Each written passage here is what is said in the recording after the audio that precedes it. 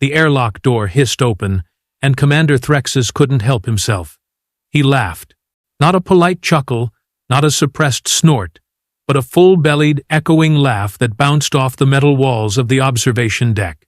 Did that human actually just step into the void? His secondary arms flailed in disbelief, while his primary hands gripped the railing. Without a suit? Lieutenant Vora, his second-in-command, stood frozen beside him, her 3 eyes wide as moons. "Sir, I think." Yes. Yes, she did. The human female, who had introduced herself as Captain Reyna Moss just 2 hours earlier, was now floating in the vacuum of space between their dreadnought and her damaged vessel. No protective gear, no helmet.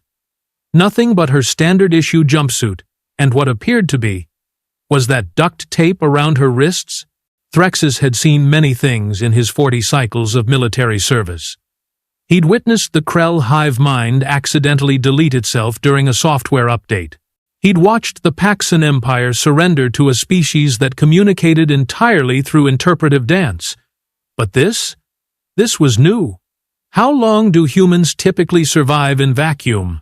Vora asked, her voice trembling slightly. 15 seconds? 20?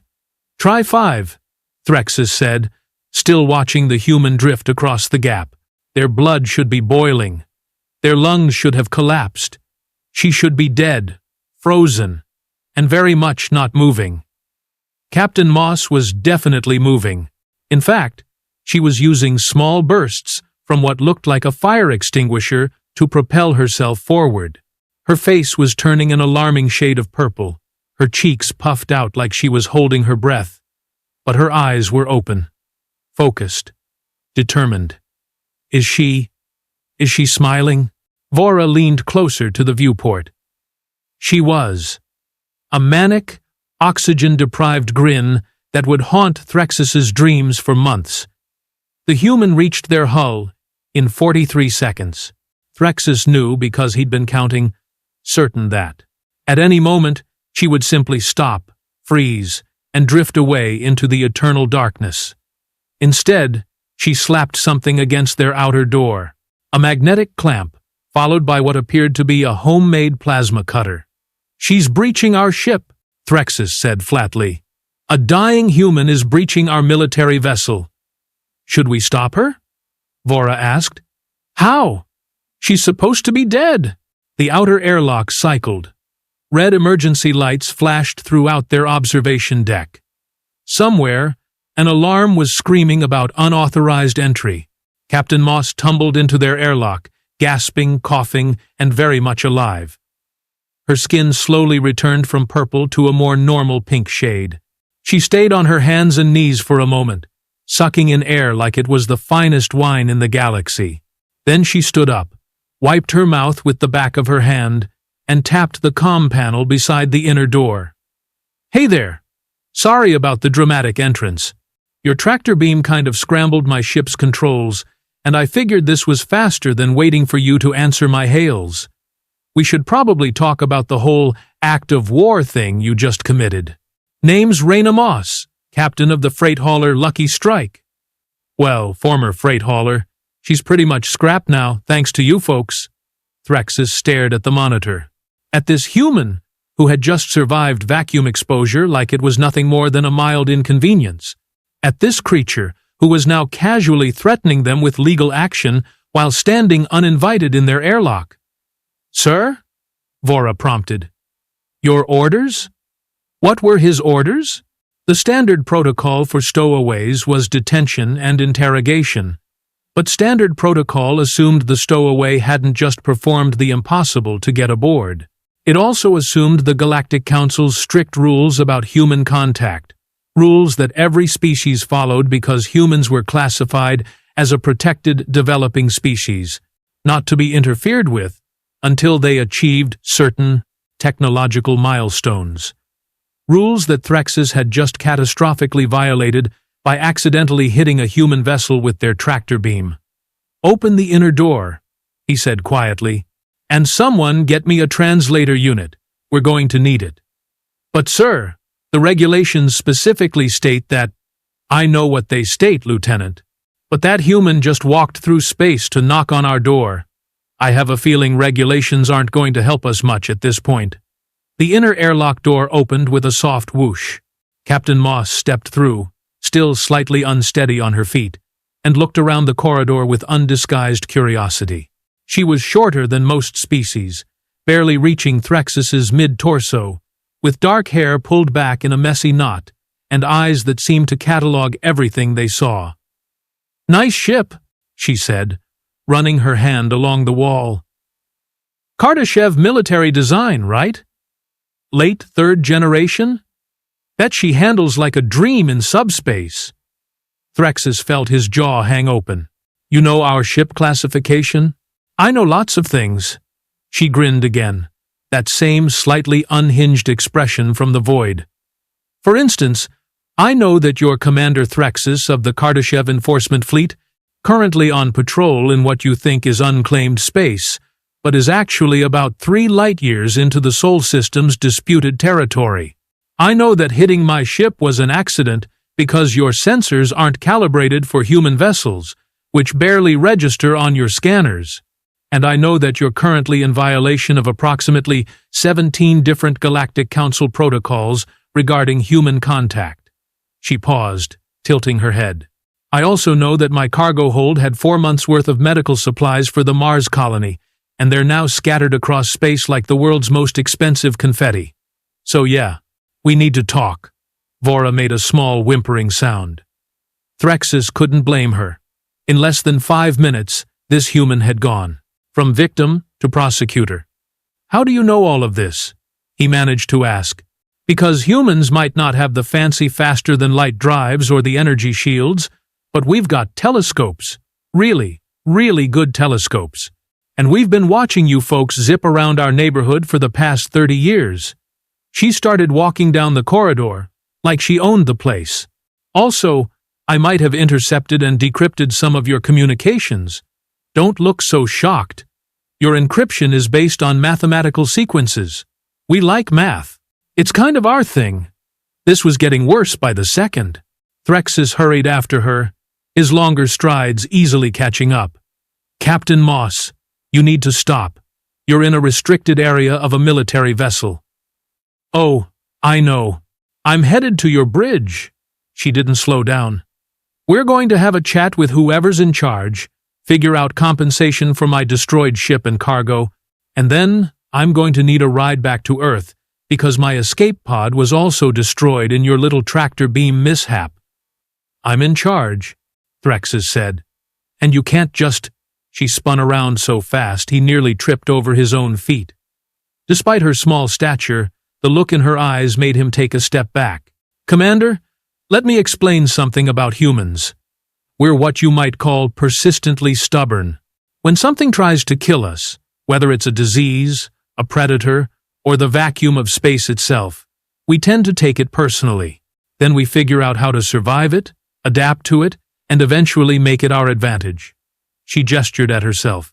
"Case in point. Do you know why I survived out there? Because every human child learns basic vacuum survival by age 12. Hold your breath, don't panic, and you've got about 90 seconds before things get really bad. I used 43. That's impossible," Vora whispered. "Every species in the galaxy requires extensive life support in vacuum." "Yeah, well, every species in the galaxy didn't evolve on a planet that spent the last 4 billion years trying to murder everything on it," Reyna shrugged. "Earth doesn't mess around. Volcanoes, earthquakes, hurricanes, ice ages, asteroids, you name it. We're descended from the things that looked at extinction-level events and said, nah, we're good. So, excuse me if a little vacuum doesn't impress me much." She turned and continued walking. "Now, are you going to escort me to the bridge, or do I need to find it myself? Fair warning, I'm probably going to open every door I see, and I have a feeling some of them are labeled top secret, or whatever you call it." Threxis exchanged a look with Vora. His lieutenant's expression perfectly mirrored his own thoughts, which could be summarized as, What in the name of the 7 nebulas have we gotten ourselves into? Follow me, he said, taking the lead. And please don't touch anything. No promises. The walk to the bridge felt like the longest of Threxis's life. Captain Moss kept up a running commentary on everything she saw, pointing out design flaws, suggesting improvements, and occasionally stopping to examine something that caught her interest. By the time they reached the main command deck, half the crew had heard about the human who'd crossed vacuum and was now wandering their ship like a tourist. The bridge went silent when they entered. 20 pairs of eyes, representing 6 different species, all locked onto the small human female standing between Threxis and Vora. Some crew members had never seen a human before. They were staring at her like she was some kind of exotic creature, which Threxis supposed she was. "Attention," he announced, his voice carrying the weight of command. "This is Captain Reyna Moss of the human vessel Lucky Strike. Due to an unfortunate incident, her ship has been destroyed. We are currently negotiating the terms of compensation and safe passage." "Negotiating is a strong word," Reyna interjected. "I'd say I'm more demanding than negotiating, but I appreciate the diplomatic phrasing." Navigation Officer Krell, a tall, blue-skinned axiom with a tendency toward panic, raised one of his 4 hands. Sir, the Council regulations about human contact are very clear. We're not supposed to interact with them at all. We could lose our commissions. We could start an interstellar incident." "We already started an interstellar incident when we destroyed her ship," Threxis said tiredly. "Now we're just trying to manage it." "Smart man." Reyna walked up to the main view screen, which currently displayed the debris field that had once been her vessel. She stood there for a moment, hands on her hips, and Threxis saw something shift in her expression. The cocky confidence faded, replaced by genuine sadness. "I loved that ship," she said quietly.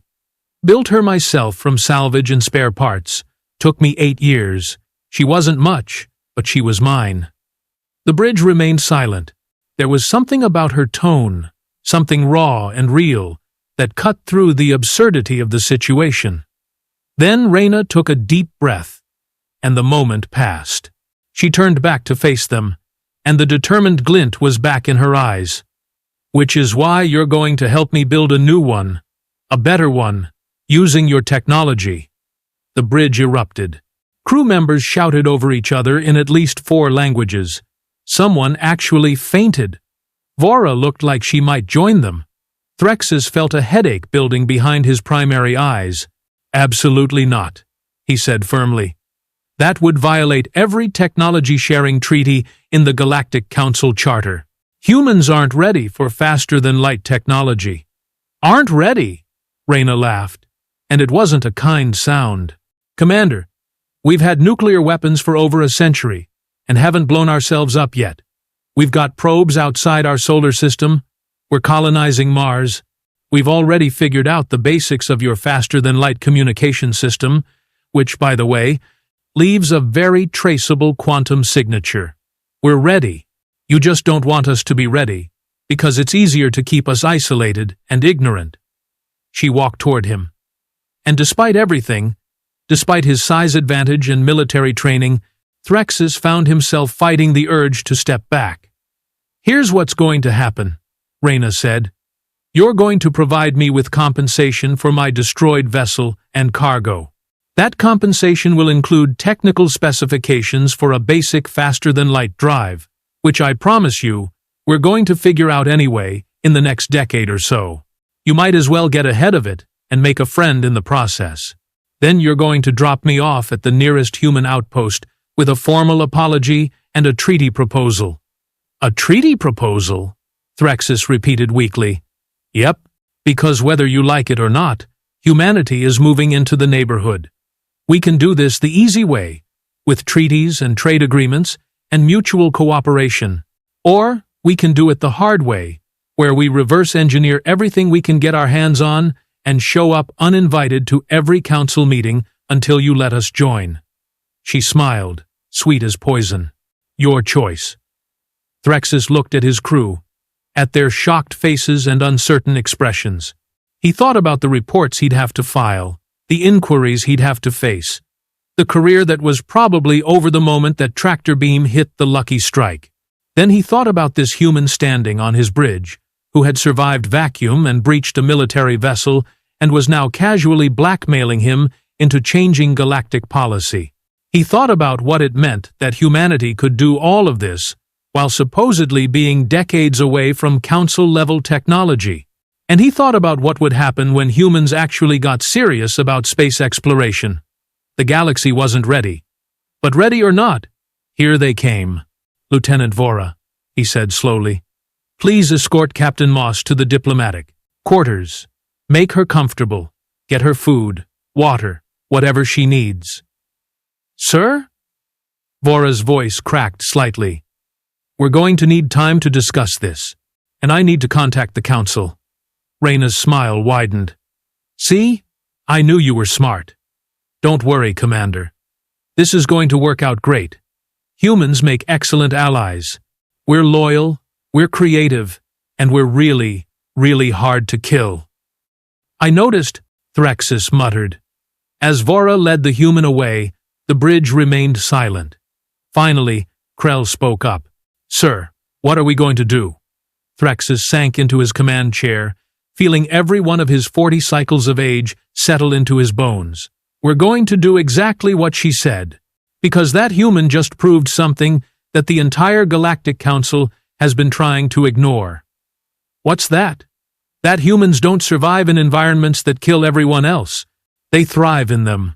And if we don't start treating them as equals right now, we're going to wake up one day to find them running the galaxy." He pulled up the communications console and began composing the most difficult message of his career. "How did you explain to the Galactic Council that everything they thought they knew about humans was wrong? How did you tell them that the protected species they'd been monitoring was actually a sleeping giant that had just opened its eyes? You didn't. You just sent the message and hoped they'd believe you." In her quarters, Reyna Moss sat on the edge of an alien bed, finally allowing herself to shake. The adrenaline was wearing off, and the reality of what she'd just done was hitting hard. She'd walked through space. She'd boarded a military vessel. She'd threatened an interstellar commander. And somehow, impossibly, it had worked. She pulled out a small device from her pocket, something she'd kept hidden during the entire confrontation. A human communicator, heavily modified and definitely not approved by any official agency. She pressed a button. "Moss to Outpost 7. Package delivered. I repeat, package delivered. First contact is go." A crackly voice responded. "Confirmed, Captain." "How'd they take it?" Reyna grinned at the ceiling. "About as well as we expected. Threxis is contacting the Council now. By tomorrow, everyone's going to know that humans are out here, and we're not going away. Outstanding work. The rest of the fleet is standing by. If they try anything." "They won't. Threxis is a good one, I can tell." He's scared, confused, and his career is probably toast.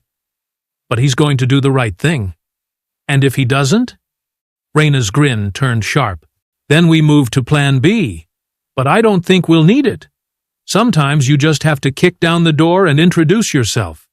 The galaxy wanted to keep us isolated? Well, guess what? Humanity just crashed the party." She ended the transmission and lay back on the bed. Tomorrow would bring more challenges, more negotiations, more moments where she'd have to convince an entire galaxy that humans deserved a seat at the table. But tonight she could rest, knowing that she'd done something incredible. She'd taken the first real step toward bringing humanity to the stars, and if she'd had to walk through vacuum to do it, well, that was just another Tuesday for a human. The emergency council session convened exactly 8 hours after Threxis sent his report. He stood in the holographic chamber, his physical body still aboard his ship while his projection appeared in the Grand Assembly Hall on Station Kepler 9. Around him flickered the translucent forms of 73 council members, representing every major civilization in the known galaxy. and every single one of them was staring at him like he'd grown a fifth arm. Chancellor Morvex of the Axiom Collective spoke first, his voice dripping with what Threxis could only describe as horrified fascination. "Let me ensure I understand this correctly, Commander. A human female crossed 20 meters of hard vacuum, without protection, breached your military vessel using primitive tools, and then proceeded to extort you for technology and a formal treaty? That's an accurate summary, yes. And she's still alive?" "Very much so, Chancellor. She's currently eating what I'm told is her third meal in the officer's mess. Apparently, vacuum exposure makes humans hungry." A ripple of disbelief spread through the assembly. Ambassador Quillix, a floating jellyfish-like being from the depth worlds, pulsed an angry crimson. "This is exactly why we maintain the isolation protocols. Humans are dangerous, unpredictable, and clearly more advanced than our surveillance suggested." "With respect, Ambassador," Threxis said carefully, "I believe we've been interpreting the data incorrectly. Humans aren't more advanced. They're more adaptable. There's a significant difference." "Explain," Morvex commanded. Threxis pulled up a holographic display showing Earth's geological and biological history. Every species here evolved on relatively stable worlds. Yes, we all faced challenges, but nothing like Earth. That planet has experienced 5 mass extinctions, countless climate shifts, supervolcano eruptions, and asteroid impacts. Life there doesn't just survive. It learns, adapts, and comes back stronger. He zoomed in on human evolutionary history. Humans are apex persistence hunters. They evolved to track prey for days without rest, to survive injuries that would kill most species, and to solve problems through trial and error. They don't give up. They can't. It's literally coded into their biology. "This doesn't change the regulations," Quillix insisted. "We cannot simply hand over faster-than-light technology to a species that still wages wars among themselves." "Actually," a new voice interjected, "you might not have a choice." Every head turned toward the chamber entrance. Captain Reyna Moss walked in, solid and physical, not a hologram. Beside her stood Lieutenant Fora, looking absolutely terrified, and 2 human males in matching dark uniforms. The chamber exploded with outrage. Counselors shouted in multiple languages. Security alarms blared. Threxis felt his blood pressure spike to dangerous levels. "How did you get here?" Morvex demanded. "This station is 15 light-years from your location." Reyna smiled that dangerous smile of hers. "Commander Threxis's ship has a very nice shuttle bay, and while your security is impressive, it's designed to stop species who follow rules. Humans are really good at finding loopholes." She gestured to her companions. "These are Colonel Marcus Webb and Dr. Emily Candell from Earth's Outer Territories Defense Initiative. Yes, we have one of those now. Surprise." Webb stepped forward, his gray hair and military bearing commanding immediate attention, despite his relatively small size. "Honorable Council members, we appreciate the invitation." "Oh wait, you didn't invite us." "Well, we're here anyway. Let's talk." Threxis watched in stunned silence as these 3 humans proceeded to take control of the most powerful governing body in the galaxy. They didn't ask permission. They didn't apologize. They simply acted like they belonged there, like crashing a secret council session was perfectly normal behavior. Maybe for humans, it was. Dr. Candell activated her own datapad, and suddenly human star charts appeared in the holographic display, overlaying the council's own maps. "As you can see, we've been busy.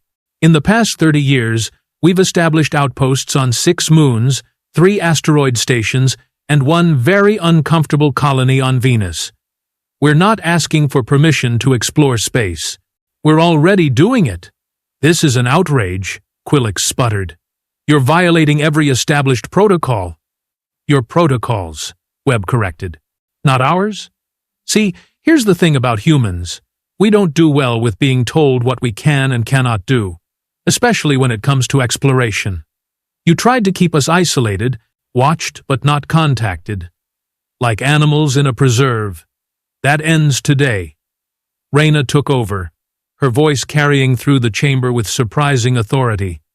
We're not here to make threats. We're here to make a deal. You provide us with basic faster-than-light technology, proper star charts, and a provisional seat on this council. In return, we offer something none of you have. And what might that be? Morvex asked coldly. Solutions to impossible problems. Reyna's eyes gleamed. You know what humans are really good at? Besides surviving unsurvivable situations? We're good at thinking sideways. At finding answers that shouldn't work but somehow do? Take the plague of Gathara, 5. The chamber went very, very quiet. That's a classified situation, Morvex said slowly. Not to us. We picked up your distress signals 3 months ago. A biological weapon from the last war, still active after 2,000 years, consuming everything in its path. You've tried 17 different containment methods. All failed. The plague adapts faster than you can counter it. Reyna pulled up a molecular diagram. You're fighting it with advanced technology and elegant solutions. Very logical, very sophisticated. Completely wrong. Dr. Candel stepped forward. The plague is an engineered organism, yes, but it's still fundamentally biological. It follows evolutionary principles. What you need isn't a cure. Something that hunts the plague itself. She expanded the diagram, showing a complex viral structure. We've designed a bacteriophage swarm based on Earth viruses, ugly, simple, and absolutely brutal. It won't elegantly deactivate the plague. It'll consume it, outcompete it, and starve it out. Classic Earth evolution strategy. We've run the simulations. It works. The silence stretched on for what felt like an eternity. Finally, Ambassador Yixil of the Harmony Spheres, who hadn't spoken yet, floated forward. Her crystalline body chimed softly as she moved. You would offer this freely? Not freely, Webb said. As part of a technology exchange, you give us the tools to reach the stars properly. We help solve problems you've been stuck on for decades or centuries. Everyone benefits. And if we refuse? Quillix asked. Reyna's smile vanished. Then, we figure it out ourselves. We're already close. Give us another 20 years, and we'll have our own faster-than-light drives, our own defensive systems, and absolutely zero reason to play nice with a council that tried to keep us caged. Your choice, but I'd recommend making the smart one. Threxis watched the council members exchange glances. He could see the calculations happening behind their eyes. The fear, the uncertainty, but also the realization that Reyna was right. Humanity was coming, whether they liked it or not. Better to guide that emergence than fight it. I propose we vote, Morvex said finally. All in favor of opening formal diplomatic relations with Earth and initiating a technology exchange program? The vote took less than 2 minutes. 41 in favor, 27 against, 5 abstaining. It wasn't unanimous, but it was enough.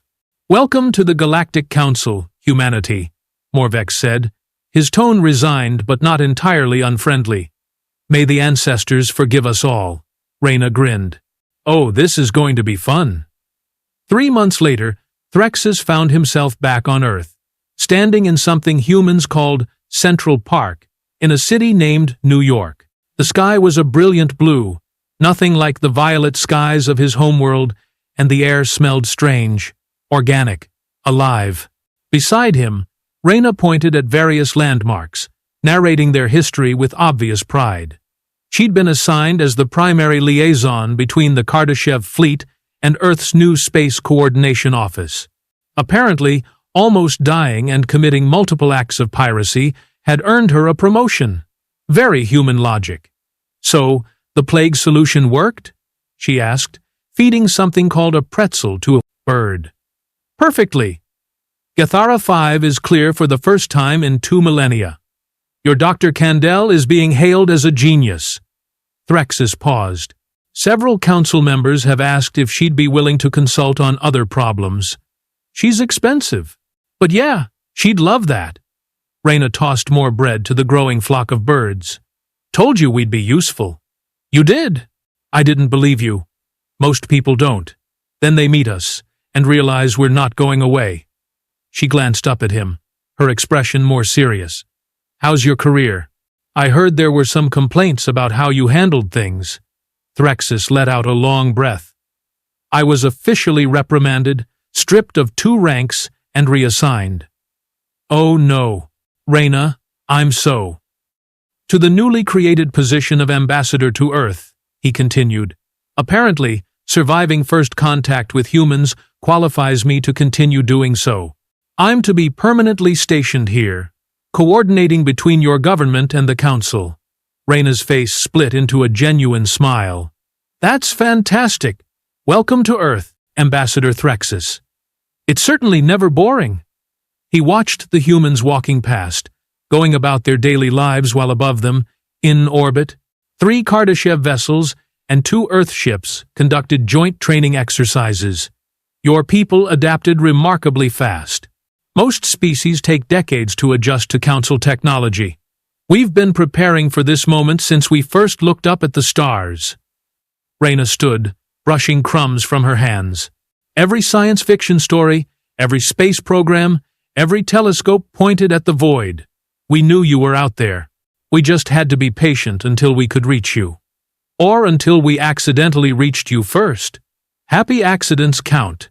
She started walking, and Threxis followed, his longer legs easily keeping pace. So, what's next for you? Besides the ambassador thing? I'm supposed to compile a comprehensive report on human psychology, physiology, and culture. Command wants to understand you better. He hesitated. Would you be willing to help? Sure. Fair warning, though. Humans are complicated. We're tribal and global, violent and compassionate, logical and emotional, all at the same time. We contradict ourselves constantly. I've noticed. They walked in comfortable silence for a while, weaving through crowds of humans who barely glanced at the 4-armed alien in their midst. After 3 months of open contact, seeing aliens had become almost normal. Another example of human adaptability. Can I ask you something? Threxis said eventually. When you stepped into that airlock, into vacuum, were you scared? Reyna stopped walking. For a moment, her mask of confidence slipped, and he saw something raw underneath. Terrified. I thought I was going to die, but I'd already lost my ship, my cargo, everything I'd worked for. What was a little vacuum compared to that? Most beings would have waited for rescue. Most beings aren't human. She looked up at the sky, squinting against the Sunday. We've got this saying, fortune favors the bold. Sometimes you've got to take the crazy risk because the safe choice gets you nowhere. Yeah, I could have died, but I didn't. And now, look where we are. Starting an interstellar alliance. Exactly. She lowered her gaze back to him. You know what I think? I think the galaxy needed humans. You've all been following the same rules, the same patterns, for so long that you forgot how to improvise. We're going to shake things up, make you remember that sometimes the best solutions are the crazy ones. Threxis considered this. 3 months ago, he would have dismissed such thinking as reckless and dangerous. Now, after watching humans negotiate treaties, solve ancient problems, and integrate council technology in ways no one had considered, he wasn't so sure. Your species is going to change everything, aren't they? Probably. Is that a bad thing? Ask me in a few years. He managed a smile. Though, I suspect the answer will be complicated. Welcome to dealing with humans, Ambassador. Everything's complicated, his communicator chimed. A message from the Council, marked urgent. He opened it and felt his stomach drop. Problem? Reyna asked. The Krell Collective is refusing to honor the treaty. They're claiming humans are too dangerous to be granted Council access and are threatening to blockade your solar system. Most species would panic at such news. Most liaisons would immediately begin drafting diplomatic responses and scheduling emergency meetings. Reyna just smiled. That same slightly unhinged smile from the airlock. "Well," she said cheerfully, "I guess it's time for humanity's second first contact. Don't worry, Ambassador. We've been preparing for hostile aliens since before we left Earth. The Krell are about to learn what we do to bullies. Reyna, you can't just what? Walk into their space and make them talk? Survive their weapons and smile while doing it? Force them to realize we're not going away? We don't surrender. We don't quit. Ever. The Krell want a confrontation? Great. We love a challenge." She pulled out her communicator. "Webb? Yeah? It's Moss. We've got a situation. How fast can you get the task force ready?" A pause. "Perfect. Tell them to paint something intimidating on the hulls. Maybe some teeth. Humans love teeth." Threxis watched her coordinate what amounted to Earth's first interstellar military deployment with the casual efficiency of someone ordering lunch. Around them, humans continued their daily routines, completely unaware that their species was about to face its first real test on the galactic stage. And their representative was a freight captain who'd survived vacuum and thought teeth were an appropriate military decoration. The galaxy had no idea what was coming, but Threxis was beginning to understand. Humanity wasn't just joining the galactic community. They were going to redefine it. Through sheer stubbornness, impossible survival skills, and a complete refusal to accept the word no. "Ambassador?" Reyna was looking at him expectantly. "You coming? We're going to need someone who knows Krell psychology. Plus, you're officially humanity's first alien friend. Can't leave you out of the fun." Fun. She called potential interstellar conflict fun. Threxis thought about his quiet life. Before that tractor beam hit the lucky strike, about the predictable routine of patrol routes and standard protocols, about how boring everything had been. Then he thought about the past 3 months. The chaos, the wonder, the constant surprises, the way humans made him question every assumption he'd ever held. "Yes," he said, falling into step beside her. "I'm coming." "Excellent. Fair warning, human space combat tactics are a bit unconventional." "Compared to what? Walking through vacuum?" "Exactly. You're learning." She grinned at him. "Stick with us, Ambassador. Humanity's going to show the galaxy what we do best. Survive the impossible and make it look easy." As they headed toward the transport that would take them to the orbital platforms, Threxis found himself smiling, despite everything. The Krell had no idea what they'd just provoked. They thought they were dealing with a primitive species that could be intimidated and controlled. They were about to meet humans, and humans, as Commander Threxis had learned the hard way, didn't survive in vacuum. They didn't follow the rules. They didn't accept limitations or back down from challenges. They just kept moving forward, pushing boundaries, turning impossible situations into opportunities. The galaxy would never be the same. And honestly, Threxis was starting to think that might be a good thing. Above them, Earth's new fleet was launching. Ships with names like Defiance, Perseverance, and Indomitable. Vessels cobbled together from human engineering and Council technology. Crewed by beings who'd looked at the stars and decided they belonged there. The age of isolation was over. The age of humanity had begun, and it was going to be one incredible ride.